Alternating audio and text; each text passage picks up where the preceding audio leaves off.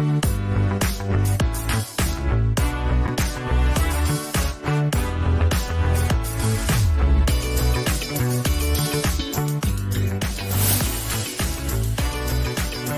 is Tuesday evening. Tuesday evening is the Tile Happy Hour. We want to welcome everybody from all across the nation and the world to the Tile Happy Hour. It is a unique night tonight. Once again, John has left me, and I am by myself for a short period of time, but it's an exciting evening because we're going to meet some new people and speak to some old people. But first, I want to thank you for being here. Tile and stone is my life. It is what I've done for the last 20 years professionally, and I'm just excited about the opportunity to talk to you, everyone out there in interweb land.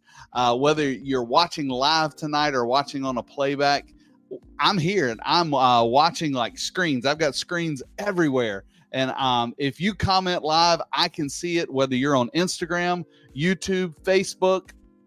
I even hijacked John's LinkedIn and John's page. So I'm focusing on that. So don't be a stranger. Talk to me. Let me know what's going on in the tile world and where you are tonight, where you're watching from, so that we can have a great conversation about tile and stone. What's neat tonight is if you've been watching the show or seen probably one of our most popular programs is the time that we helped a good friend of mine out, Josh of all trades, on YouTube on his demo.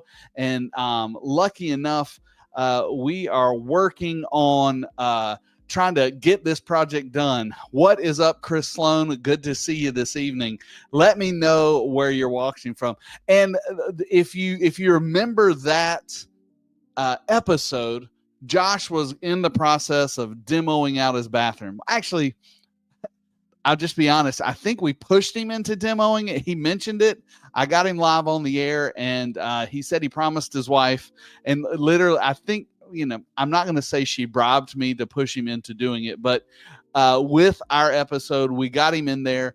And if you'll remember from that episode, one of John's colleagues in New York City, Nava, jumped in and said, "Hey, I'll help you out." And they connected online or via email, and Josh got started demoing, and there was some design stuff going back and forth. Well, tonight, live on the air, Nava is with us and Josh is with us. We're going to get an update on his project and maybe a little bit of inside information from Nava about, what are you looking for when you first take on a client, or some of the pitfalls, maybe when someone walks in and says, "I want to retile my bathroom or my house." I'd love to hear those things, because as a contractor, I was not normally included in those things. So that is tonight's show. Tonight's show is an introduction to Nava and a thank you. And then we're going to bring Josh in and we'll say, "Hey, where are you? What have you done?" And try to get him past the finish line. But a couple little things that I want to take care of. First, once again, where are you watching from? I'm watching the comments come in. And also, if you remember correctly, we made the announcement not too long ago. It was actually National Tile Day. It was a couple of weeks ago that we had gotten invited back to Coverings to do the podcast live there. We're very excited about that. Coverings is only about 6 weeks away in Atlanta, Georgia this year. So if you're going to Coverings, give us a thumbs up. Let me know that you're going to be there. I want to see you there and come say hey. But they asked us to do the podcast again this year. So we didn't offend anybody too bad last year. And so this year we are jumping into the podcast table, and we should be able to broadcast live on the air on Tuesday the 23rd at high noon.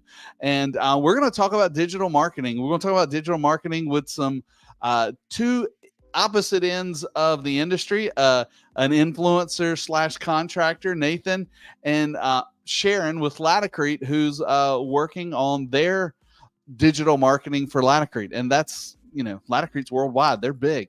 So that's going to be a great conversation about digital marketing. How does it affect your business? How can it help your business?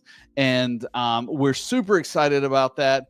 It is Coverings is, if you're not familiar with it, one of the biggest nationwide or United States tile and stone show. And that's tile and stone from all over the world. You're not just going to see tile from America. You're going to see tile from Italy, Spain, Asia, everywhere. And it really brings into view how large our industry is, how diverse our industry is. And it's a great time. And for me, I just like to go and nerd out and go to all the technical talks about how this thin set works with that. But that's just me. And I'm normally with the other nerds. But regardless, it's a good time. I hope to see you there. John will be there with me. John, if you're listening, he said something about being on a bus, and he tried to call in on a bus, but I don't know if that's going to happen. But once again, your comments are valuable. And even if you're watching on a playback, we still read the comments. We still want to answer them. We want to help you with your installation. Ask us a design question. Ask us an installation question. And hey, if it's good enough, you can be online with us too. But first, let me get started here with Nava Slavin. She jumped in and helped Josh out with our design as we were working through this DIY project. Now, she's a designer from New York City, has an architectural degree, award-winning in all of the right places. And I want to thank her for being a part of the Tile Happy Hour and joining us tonight. Nava, welcome, and good to see you this evening. Thank you so much. It's we've exchanged emails, but John knows you. I don't know if that's good or bad. All good. But I remember when we were doing the episode with Josh, and I saw your stuff in the comments. I didn't know who you were. That's because I'm from Raleigh, North Carolina, and I'm not familiar with that area. But after we got offline, I said somebody reached out to Josh while we were online, and I was like, well, that's awesome. And John told me who you were, and I was like, well, that's amazing. That's like getting a call from American Idol and saying, hey, let me help you figure out how to sing. So we appreciate you listening. Number one, thank you. And sharing the love of tile and stone.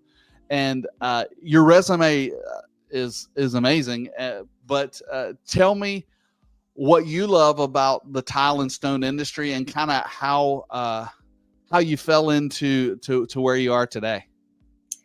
Let me just first tell you something that I don't even know if John knows, but I knew Tile Bar when they very, very, very beginning, when they started out and came into a very large showroom that I used to have in Roslyn, New York. Okay. And they told me they're starting a new business. They have a little warehouse in Brooklyn, and they would love it if I can show some of their tile because they're just starting out and they're looking to expand. And if you know what Tile Bar is today, they sure expanded in a big, big way. And I'm so proud of them, you know. Oh, well, thank you. Who came to you? Was it Eli and Chaim or Steve? Steven, yes, all three of them. All three of them. The three. I'm not going to say the three stooges. They're my bosses.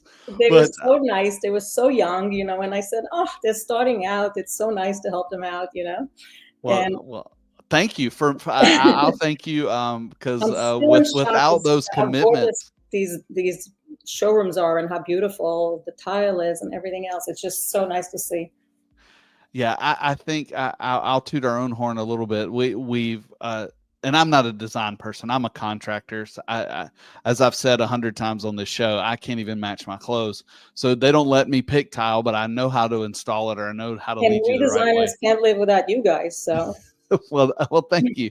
But our product team with Eli leading that charge, they have really curated some great products, and thank you for jumping on board early. Yeah, and doing early. That. Yes, way early.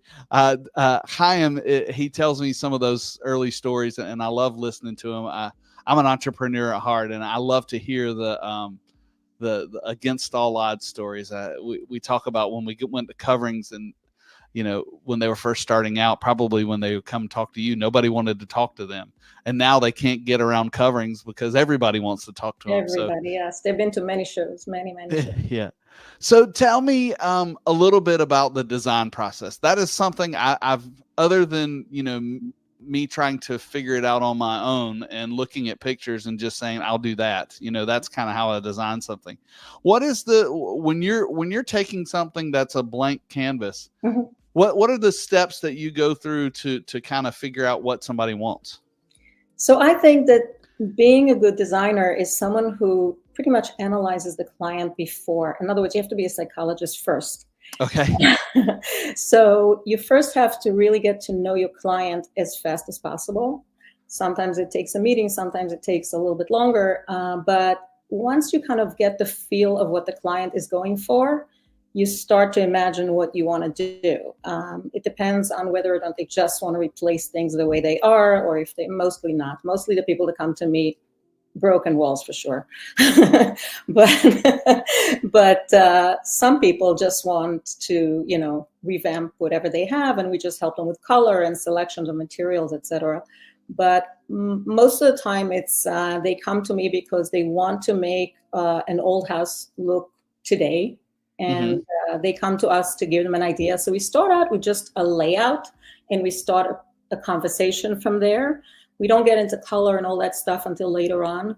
Once we kind of figure out the layout and the process of how we're going to get this done, then we help them with all the different materials, such as tile, faucets, plumbing, et cetera, et cetera. Gotcha.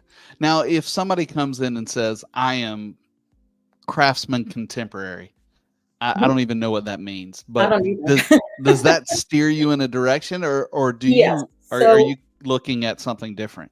So my projects are all over the place. I mean, it goes anywhere from very traditional to extremely contemporary and in between. A lot of people are in between now, actually, because it's kind of that period.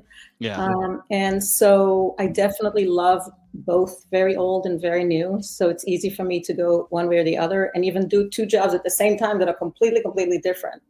And I love that. That's what I enjoy about my work, is that it's just so much fun to be able to create all these different things for different people. And that's I feel like that sometimes. Hey, John Tedesco, I see you waving over there. I feel like that a little bit as a contractor. It was like, because you would go to a show and you'd see this really cool material. Well, you can only install that in your house once, and then the next you can't just keep demoing stuff. So I would think that part of your job is being able to see those cool things and being able to apply it to somebody else's building. And the good thing is it's on their dime, and still building that cool project and being able to keep doing that, because obviously we can't do that in our own house, in our own world, or we'd never finish anything, never be able to live in anything. Yeah, no, we want to make the places timeless, so they don't have to do it every 10 years. Right. So I try to guide my clients to pick the items that are hard to change, sort of, what's the word? So it's not something that they're going to hate tomorrow. As an example of one of my clients that wanted to do an all pink kitchen, and you don't want that. What you want to do is you want to put accessories that are maybe in pink, if that's what you love, but the rest of it has to be very elegant and very good for everything. So evergreen is kind of what we say in the digital world. Yeah. So this way, when you get tired of something, you can replace a small thing. You can change the paint color. You can change maybe even a countertop or a couch, but you don't really want to change the whole thing all over again. Exactly. I my wife and I, seems like we always are able to get with the trend when the trend is leaving. So it's like we just repainted a lot of people do that. For instance, now, everybody was doing marble in terms of design, like the porcelain that looks like marble. And now I'm starting to hear, all right, I've done this, been there, it's been a few years. What's new? You know? Well, I know we just repainted our upstairs in the cool colors. And I was like, yeah, I picked out the paint color, picked out all this stuff. And then I started hearing rumors that everything's going warm again. I'm like, well, I just repainted everything. So what I always tell my clients is don't do what's in fashion. It's not a dress. Yeah. Do something that you love, and then you'll always be happy because it doesn't matter what the fashion is in terms of inside your house.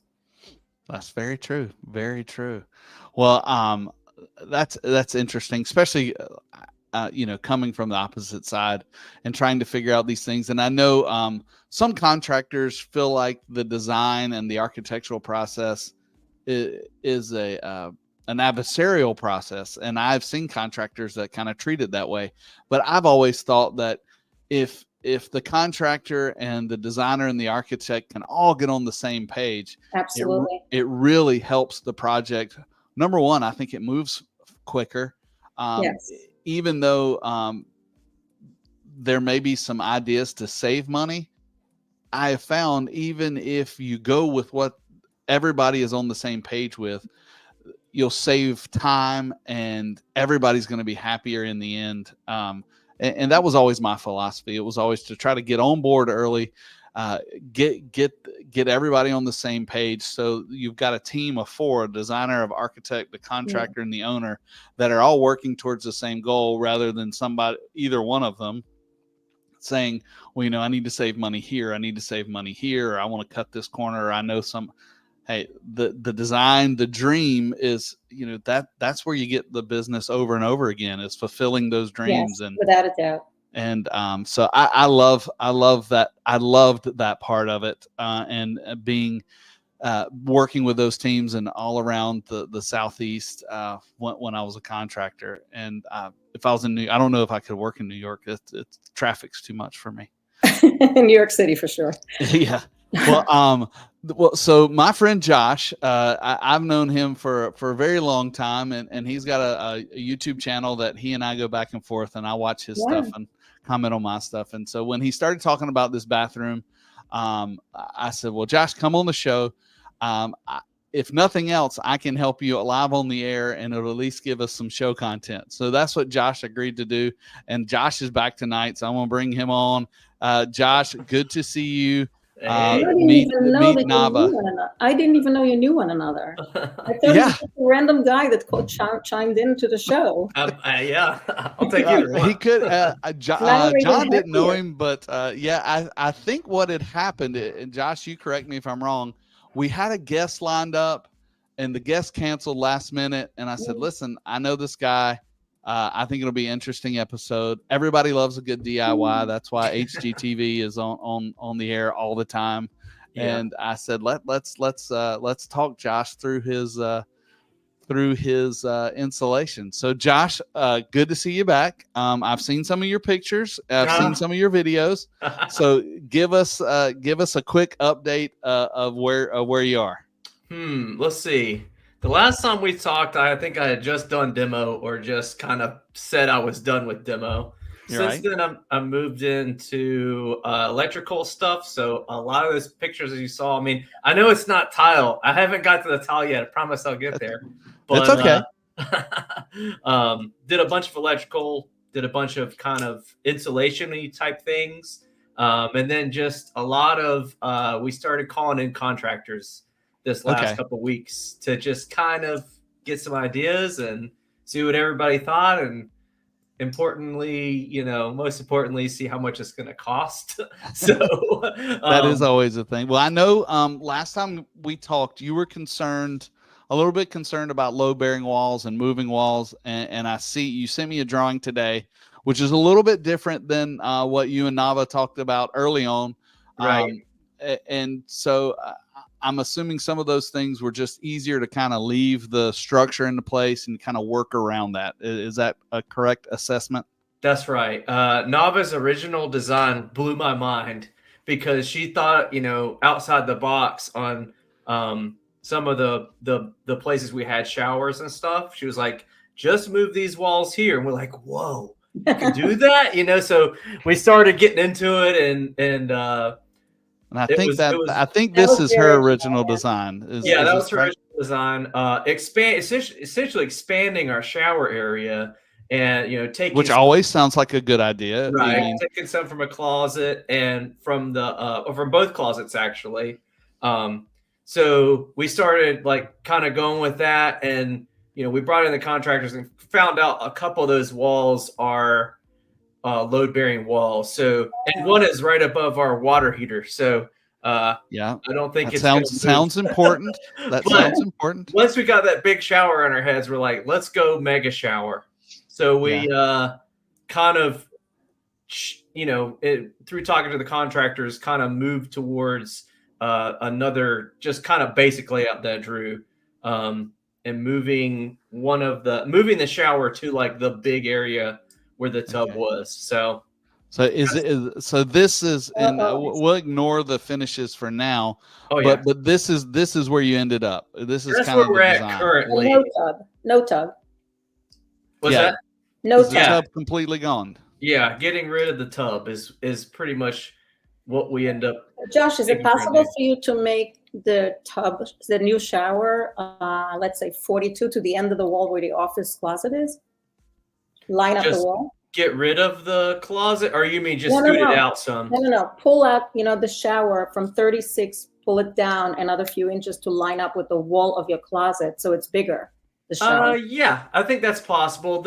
I'll have to look. There is a window there, isn't there, Josh? Yes, there's a window along there that I did not draw. So I'm giving you bad information. But I see what you're saying, Nava. It gives you cleaner lines if you take that. Yeah, but it's also 42 wide as opposed to 36 wide. It goes from a 2-person shower to a 3-person shower. Yeah. Which, I mean, a 3-person shower is perfect. Yeah. I'll have to look into it and see how. I need to take basically something to go across from that edge of that wall over. And yeah, that's a great idea. I'll have to look at it and see if it'll hit the window or not. That gets you out of a lot of weird cuts. Isn't that right, Nava? Just the weird. I'm just looking at the fact that the shower is wider. Yeah. But I don't see any weird cuts really. Anytime I see an out corner that's not changing. Yeah, of course you don't need it there. Yeah. If you can get away with it, that could be helpful. The room is big. And also, how do you enter that bathroom? There's no door going into it. Oh crap! You're right. I drew that too quickly, didn't I? Yeah. And so imagine you don't need to make the shower bigger. You can't. You have to be able to walk into the bathroom to. That makes sense. Right. So yeah. The wall here is just a short wall by the sink. I'm assuming the sink that's between a the case sink and the opening. closet. The way. Yeah. So going back to here, I can't believe I don't have a door. That door should be there. Yes. Yeah. This is what happens when you draw stuff at 3 in the morning. When I called you yesterday, the very last.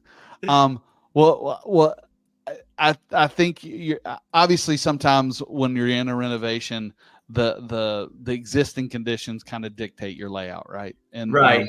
And so working with what you had here, you're not going to change the closet. Really, the biggest plumbing thing, it was moving the toilet and the shower, because really the shower, you're just moving the drain from the tub drain over there, and but the biggest thing is moving the waste from your shower. And truth be told, I don't know if you could see in that video, but I don't know if I'll be able to put the toilet as I show it there. Okay. And because of the way the joists and the drain lines are laid out, I'm going to have to get a plumber in to give me their professional opinion. I've had 2 contractors come in and say, hey, it's no problem. We do that all the time. But Josh, if you leave the toilet where it is, why do you need to move it? I guess the reason we wanted to move it to that room was just so you wouldn't be sitting on the toilet staring at someone in the shower. That's the only reason. Okay, well, let me ask, who showers while somebody's on the toilet? I'm just but yeah, you're kind of right. I mean, I think you'll see it from the other side too, but you'll save yourself a lot of money not moving the toilet. Gotcha. Okay. Yeah. Well, yeah. I mean, That- so would you recommend just leaving the toilet where it is and having it, face the shower then? Like, Yeah, you can have another cabinet there. just make Maybe a shallow cabinet if you need. okay. Yeah, make that enclosure into Ooh, like sauna. more of a Sauna. I vote sauna. stand-up sauna. All right. They make those like yeah, you can buy the kits. I'll do it. We'll get Finnish. Like it's a Finland thing, right? Yeah, I mean, I'm sure somebody is listening right now that sells those. That all you got to do is do a video about it, and maybe they'll send you one. So A barrel we're putting out a shot plea to sauna. send Josh a sauna, put in his bathroom, so he doesn't have to move his toilet, and then All he right. can sit on the toilet and look at the shower. Or we could do a whole spa bathroom, including in the shower. You could do a steam. Yes, so you got a sauna and then a steam. There you go. Man, I'm So coming to stay at your Sweating. house. I'll just be sweating all the time. I just got a write-up in Newsday, like a 2-page write-up, a really nice one about spa bathrooms. So I could send that to you so you can get some hints over there. That's it. Sounds like you need a different contractor now. I need an all-in-one spa contract. You might as well enjoy it, enjoy it for a long time to come. So you might as well do whatever you wish, whatever you want. That's right. You're not moving anytime soon. So, well, Nava, what's the next step? Once, let's say we solidify the layout and how we're doing right now. So, well, what he's doing is right. He's supposed to speak to a few contractors and find out how they work, if he likes them, how much they each charge, and be careful of the lowest and the highest, and try to get something that makes sense to you. Right. And I would get a very detailed proposal so that you're not surprised. Like if you talk about, let's say, heat under the floor, you want to make sure it's included in there. If you are talking about 6 hi-hats, make sure it doesn't say 4 hi-hats, etc. That kind of thing. And the next thing I would do with my client is I take them shopping for plumbing. I go to one of those big places, which I like, and I always have my favorite people to deal with, and they advise us in the store, what's in the showroom or whatever, what's new and what exactly you want and what type of shower. For instance, showers today are insane. Literally, you can be in your kitchen and on your phone, you can dial your shower on and whatever else you want going on in the shower. And I'm not kidding. Go to a Kohler showroom as an example, or any of the others. I don't know which ones you have around you, and see what they have today in showers. It'll blow your mind, and your pocketbook. So be careful. But I want to kind of reiterate from a contractor's perspective. You're exactly right. I was told a good friend of mine when I started my own business, I used to just do a 1-line item lump sum. Yeah. And my friend said, "Hey, listen, I appreciate that. Your price is right, but I'd rather see you break out everything." Sure. Not because you want to check them, but because you want to make sure it's all included. That's right. Because I could forget something. And then, a perfect example was the floor heat. In there, you know what I'm saying? That kind of thing. Yeah. Right. But I will say one of the places I would never cut corners is on the plumbing. Plumbing, you know what I always say to my clients, you buy a cheap faucet, and then the following year you have to get a plumber and a faucet. And the next one is going to be an expensive one. So be careful, because that's really, get the right faucet, get a very good faucet. And the faucetry for the shower is a whole, thing. You have to be explained exactly what you need, and thermostatics and all that kind of stuff. Yeah. So I'll be happy to talk to you in private if you want, but there's a lot to know. And then of course you want to pick out your toilets. There's all kinds of toilets these days. Some of them smarter than we are. And you come into the room and they literally talk to you. It's ridiculous. The seat is hot and it flushes without you, all that kind of good stuff, or just a plain toilet for $200. So it goes anywhere from $200 to $8,000. And then all the other plumbing that you need, like sinks and towel bars and toilet paper holders, and I have a whole list of everything that I need. Yeah. And I try to go over as much as possible in one meeting, and then we go over it again and see if we want to change anything. Once we get the pricing, sometimes we have to change things. They're too expensive, and give yourself a second choice as well. You could tell, the people in the store that you want a not so expensive choice and a more expensive choice, something like that, whatever it is that you want to spend. And the next thing we do is we go for tile or flooring. Sometimes it's wood floor, sometimes it's tile floors. So we go to these places and we choose all these colors. And once we have all these colors together, we try to put it together as a color scheme. Yeah. And I know, Josh, you and Bethany have kind of looked at some tiles, and I showed that to I have Nava. a wealth of tiles right here. Oh, did you order samples from tilebar.com? Well, I ordered like 6 That's samples. a no. Okay. So I ordered 6 samples from Tile Bar, and they sent me all these you see here. That's nice. Oh, So wow. I apologize to whoever order this was. They bought so you got somebody else's order. Yeah. Oh. I did. No, I got my order too. Okay. I got both of them. So Awesome. it's awesome. Well, I got way more options. Like that's good. Hey, that's Tile Bar, above and beyond. We'll ship you not only and your order, a but somebody gummy. else's order. Do you know you guys send a packet of gummies? Like Yes.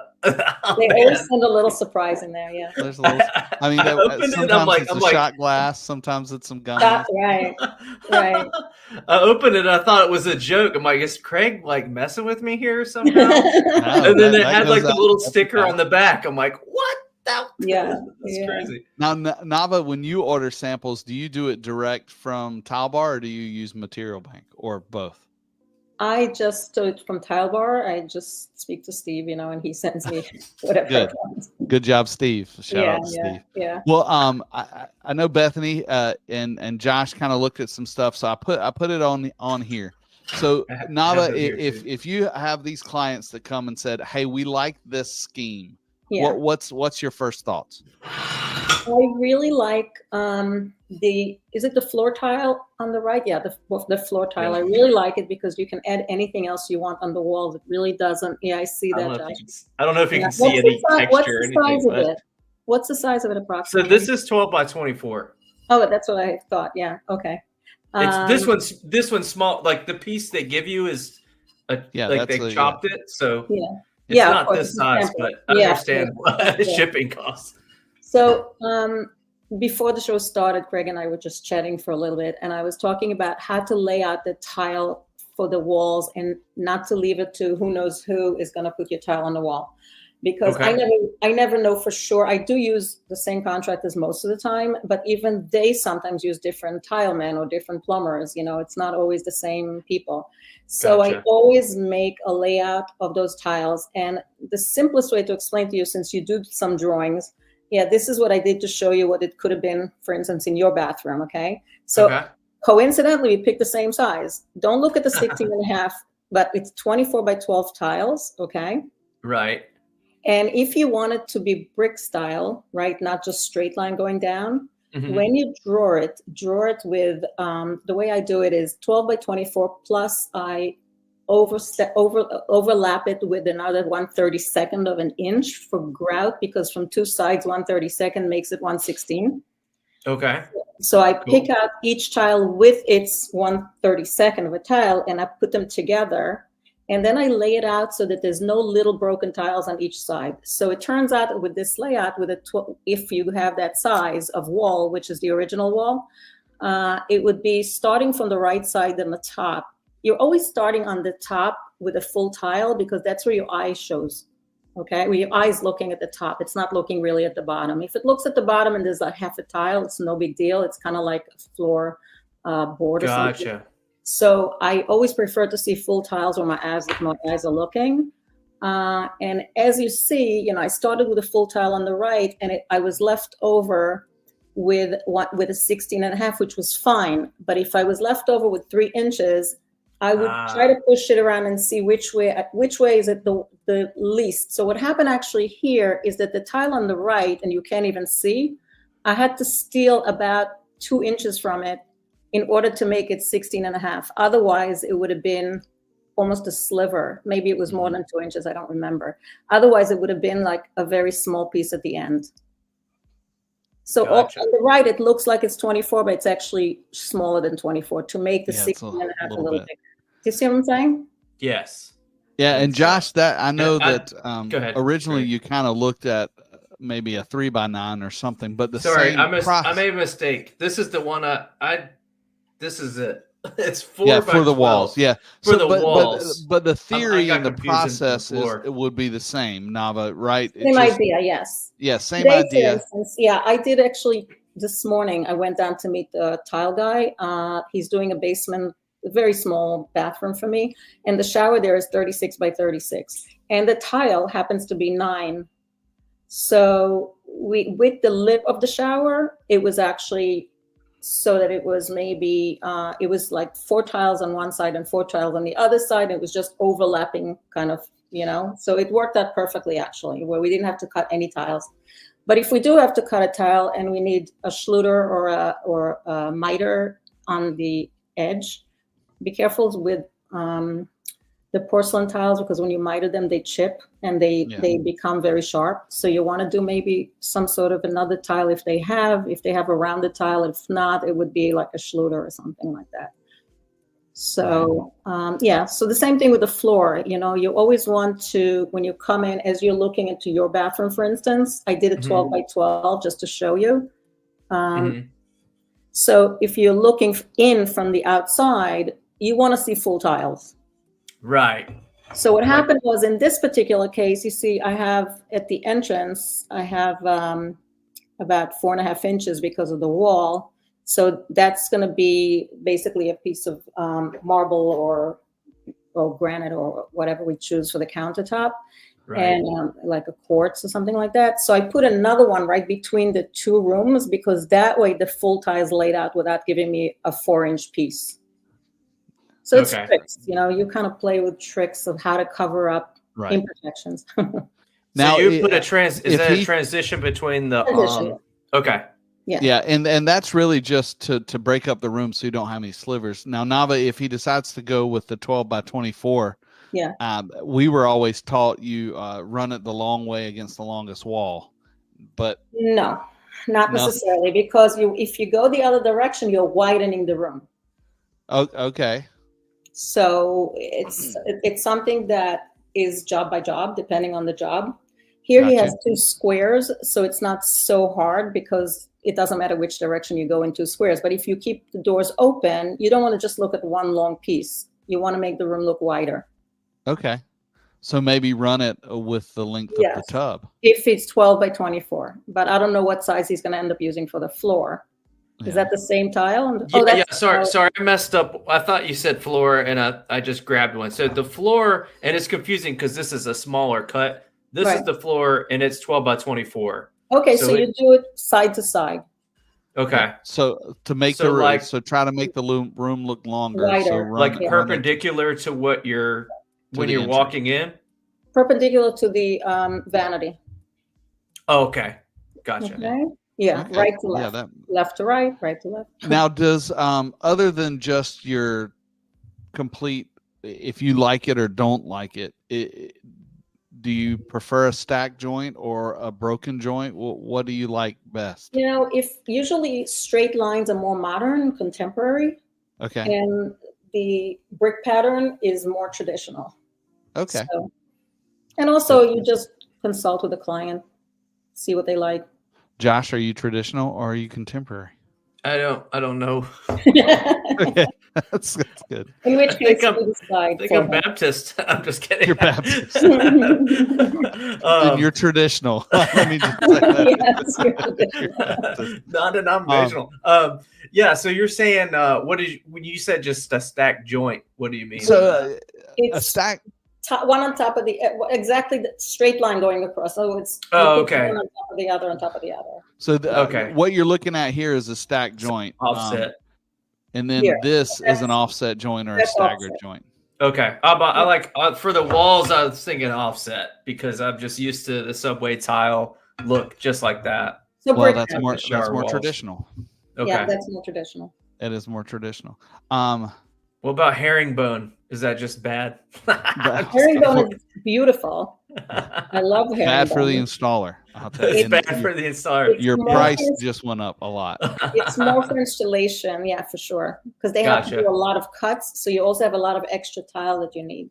Instead of Okay, yeah, using that's usually 10%, you need more like 25% to 30%. I see. So There's a a lot of lot of extra tile, Yeah. but Yeah, it is herringbone's beautiful. out. Now, since we're talking about things I don't know about, herringbone, I would think would be traditional. It's more traditional, but it's also elegant. So it's also it really depends on the whole layout. Gotcha. I do it in both, actually. It's very elegant and beautiful. So with would the you color go ahead, that Craig? he, Sorry. I was gonna say, with the colors that he's chosen, this palette's pretty. I would say, I don't know if you call that neutral or it's Yep. pretty basic. It's hashtag Um, basic. It's neutral and it's beautiful. And you know what? It doesn't have to be something unusual necessarily if it's nice and elegant. And remember, he has to choose also what he's doing with the vanity. And that'll give him an option of doing anything he wants, either a paint or a wood. So having a background that's neutral is actually very helpful. Yeah. Well, he mentioned on his video that was too long to play, or I would play it. Oh, sorry. I was going to ask you if you could have play that video or not. No, it was like 2 minutes long. Oh, shoot. We'd like 20 lose seconds. all of our viewers. But you mentioned the idea of possibly adding an accent wall behind the vanity. Mm-hmm. Yeah. So I've often seen, looking at thousands of photos of tiles, a lot of times that's used as a pop of color or a different, like at my mom's house, we had pretty traditional tile, but we put a wood background behind it. Nava, what would you say if they wanted to experiment with something behind the vanity? What would you do? Behind the vanity is mostly mirror. I mean, I don't know if you're going to do, by the way, a lit mirror. That's something for you to look at because that's very good. And it just kind of saves you the sconces on the side. Yeah. So and those are great. I have to say, I really love them. I like to do a special kind of wall somewhere in the shower. And when you come into your bathroom, you're going to see that shower in the background. So that especially when you're sitting on the toilet. Exactly. Just gazing at it. Seriously, you're gonna see that wall all the way from the beginning. So I think that's a good place to put it. Now, if you buy something very expensive like a mosaic, I frame it with the regular tile, so it's not so huge, but you still get the beautiful picture that you've framed over there. Yeah. So I think that's important. I think the vanity, I don't love to do anything except for a frame around the plane mirror because it just, you don't see that much of it. Number one. Number two, you have the vanity, you have the faucetry, you have the mirrors. So you don't need so much going on there. But by the top, there's a big wall that's nothing. There's nothing there. You might want to create a big niche there too, any kind of shape that you want, and then put it into the niche. So that's where I would definitely focus. Going back to his, we'll talk about his shower floor, which is, a lot of people are going with this river rock pebble look for the shower floor. And Nava, you said you really like that because I do. Feels like I have that in my shower, and one of my showers, and I love it. I said to Craig before, I feel like it's shiatsu. It's like you feel like your feet are getting a massage while you're standing in the shower. So that was what I like the most, like the texture of it. I was like, I just can't even imagine how that's going to feel my feet. Stand on it.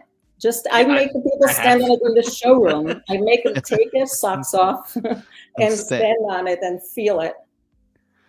So, but that's a pretty contrasting, going from that to your white walls. Is that a good idea? Yeah, that's fine. And we were thinking of putting that same, like, they see the grout color in the shower floor. We're thinking of putting that same grout color in like the shower wall to kind of tie them together. Would that be too matchy, or should I leave the floor? It depends. So we'll have to discuss that one, in private when you show me all the materials. Or maybe John will send me all the materials and then I'll advise you more. Okay. That's a good idea. Because I would, we'll just talk in general, if you've got your bath floor, that 12 by 24, and you're going with, I always suggest, because I'm a contractor, a matching color, not a contrasting color, kind of match the main body of the tile that gives it a seamless look. And then when you move into your shower, I'm assuming I've never seen anybody do a contrasting cover with river rocks, but probably has been done. And then you move into your white wall. You do have the option of going with a contrasting color. I don't like that option, but it kind of be nice to tie everything together. That decision was mainly driven by not wanting to clean grout.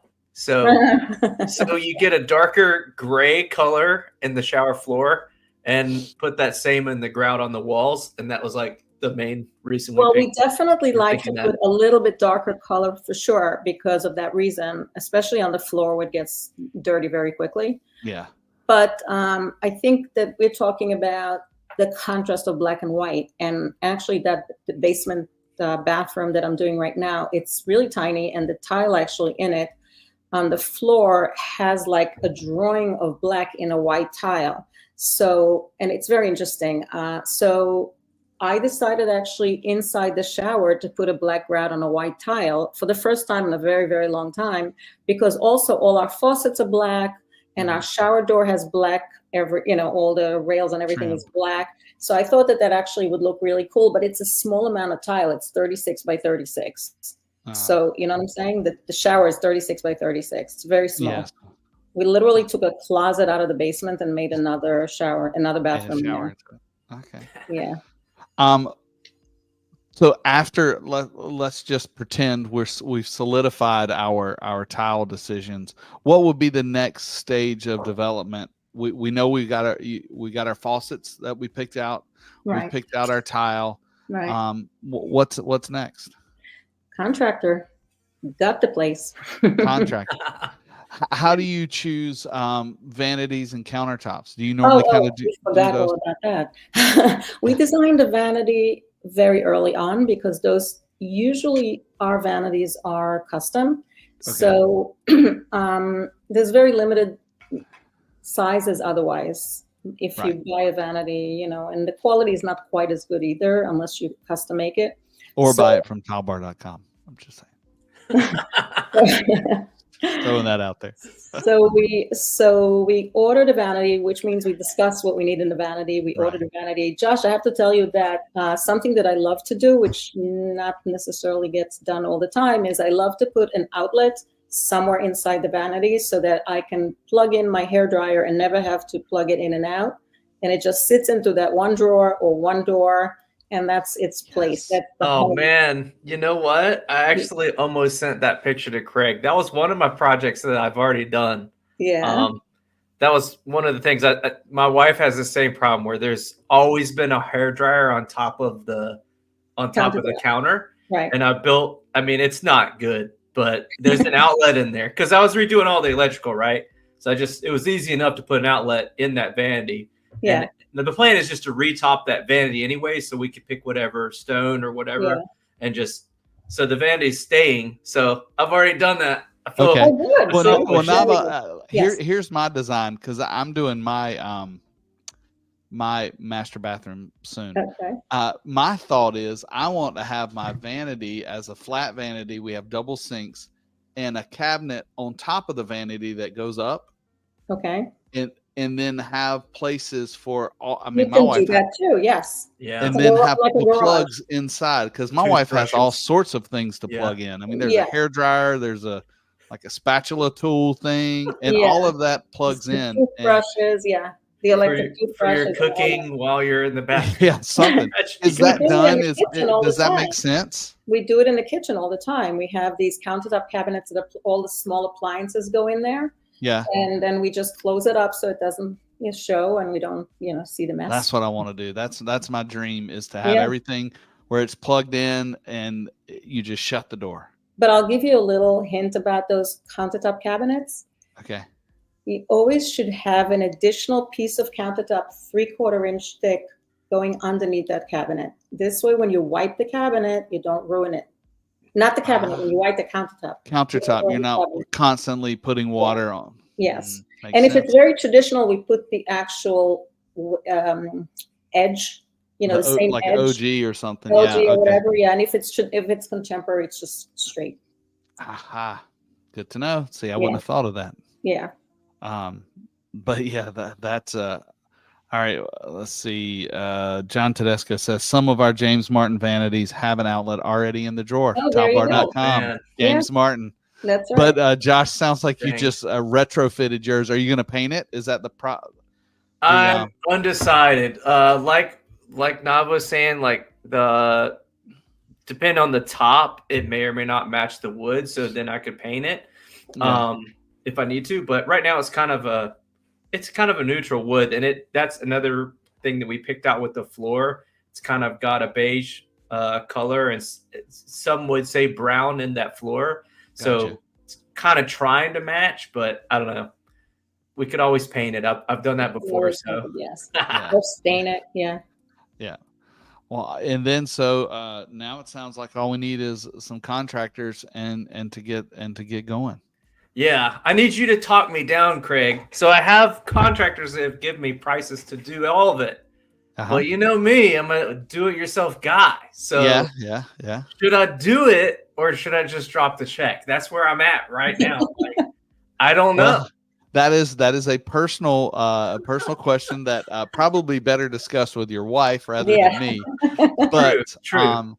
Email me the pricing. I'd love to look at it and just and see where pricing is. And it's very tempting because it's just like, hey, I've gotten this far and they can take it the rest of the way. And that is very I'm tempting. also a control freak, so so how about Nava, tiling? do you ever have any clients that want to attempt stuff on their own? I had one client, and it popped in my head when you mentioned that. And he had a plumber. I mean, he had the contractor with a plumber and everything. And the plumber was ready to install the toilet the next day. And when he came, lo and behold, the toilet was there installed by the client. But he forgot to put that rubber gasket underneath it. Oh no, that's going to be a it ended up mistake. costing him more because he had to take it out. And the only thing, Josh, I would say, I know you're talented. You're an engineer, and the tricky thing is the shower plumbing. That is the right. That is where my comfort level goes. Even though which is so crazy to me. I'm scared to plumb my shower, but I plumbed my 200-gallon propane tank under my house. Myself, which I had zero experience with, and it's gas. But the house hasn't blown up yet, so I don't know if I'm the best person to ask. Here's a question. Maybe you could answer. So if I got a quote from someone that had like 5 things left on it, right? Drywall, plumbing, subfloor, and tiling. Oh, and the shower system. But tiling, what percentage do you think that tiling would be? Because that's where you got your expertise of a project. What percentage would you say that tiling normally takes up? Does that make sense? I mean, Nava may be best to answer this, but in the residential world, or just in the construction world, the finishes are normally the smallest part of it. Your plumbing, your electrical is going to be the biggest chunk of your budget normally. Now, a bathroom has a lot of tile in it, and plumbing and waterproofing systems aren't cheap. So I'm guessing that it's 40% of the job. Okay. The tiling would be 40%. That's why you need to ask for line items. Yeah. So that because we don't really know. I mean, I've been doing this for so long, but yet I cannot tell you how much your tile is going to be. Yeah. Okay, that's the next step. I just go by what they give me. But the way I would figure it out, and that's how I figure out jobs that I do around my house, is that how much time is it going to take me? Am I going to have the time? And does it pay? And if it's going to be, let's say, a painter, and I can paint, but if it's going to take me 3 weeks to paint and clean up, and I'm going to start hating myself. Yep. Does it pay to do that? So right. what I'm saying? And at the end, what am I saving actually? Probably nothing. That's where I am in my life, Josh. Yeah. And like I have these ideas. I want to do something. I'm looking at my master bath every day. I'm like, I just should tear it out and do it. And I'm like, I know I'll get 20% into it and become frustrated and end up paying somebody to do it anyway. But exactly. It is a lifestyle thing. So I would definitely ask for line items. And that sounds like a good plan. Somebody says I don't do line items, I only do lump sum, then I would say that's a red flag. Stay away. Yeah, stay away. Yeah, I will say both of the quotes so far I've got, they have everything, like you're saying. They have lines of that include everything we talked about, but there's not this cost. Breakdown. You can ask for breakdown. You are totally within your right to ask for a total breakdown. Because maybe you have your own electrician. Maybe your best friend is an electrician. Right. Or a tile guy. Yeah. Yeah. Yeah, that's true. Yeah. You know I got this online podcast that wants to help me, so I need to break it out. Well, cool. Well, we're coming to the end of our time. Josh, thanks for bringing us a project. Let me know what your next steps are and how I can help you. If you're gonna leave your toilet where it is, or you're gonna move it to the closet. We'll see. We'll see. Nava, thank you again. I look forward next time I'm in New York, stopping by and saying hey face to face. And I appreciate you jumping in and helping us. And so we will see you both next time. Okay. Okay. Wait a minute. Josh, I know I made a banner for you. If anybody wants to follow Josh's Josh's stuff, he is at YouTube at Josh of All Trades, and he does a little bit of everything. You know, he's fixing his air conditioner, and he's rewiring his house, and too much stuff. Putting out the fires that he starts. So if you want to follow Josh, make sure you follow him. Throw a like and a comment and a subscription his way, so we can see what happens next. Josh, I lost you guys. I don't know why. We still see you. Oh, okay. We see you, Nava. Okay. So Josh, I will talk to you later, and stay cool. Nava, thank you for being here. Do you mind if somebody wants to employ you, if I throw your email address up there, how they can get in touch with you? Yes, of course. So this is you, and where you are in New York, but you're not in the city. You're actually in Roslyn, Long Island, but I'm in the city all the time. Also, we have clients all over. Okay, so if you want Nava's amazing help, obviously you just email her and tell her you saw us on the Tile Happy Hour. It will probably not get you anything, but if you tell her that, I'll send you something. So, but Nava, I thank you for being on with us and helping out. This was fun. I learned something, and I know everybody out there did. And so we appreciate you. Have a good evening. And everybody else, thanks for watching. You're amazing. You look great. I mean, I'm looking at you right now. You look amazing. I had a great time tonight talking with Josh and Nava. It is fun to see the project come together. Pray for Bethany, because she's been without her bathroom for a while, but we're going to get you through there. We're going to get to it. And John, I hope you're traveling well. It's good to see you online. I see you typing, but you must be riding the bus. John's going to wish you peace, health, and happiness. And I'm going to say, as we all just keep on keeping on and learn to love each other and keep learning together and tile the world.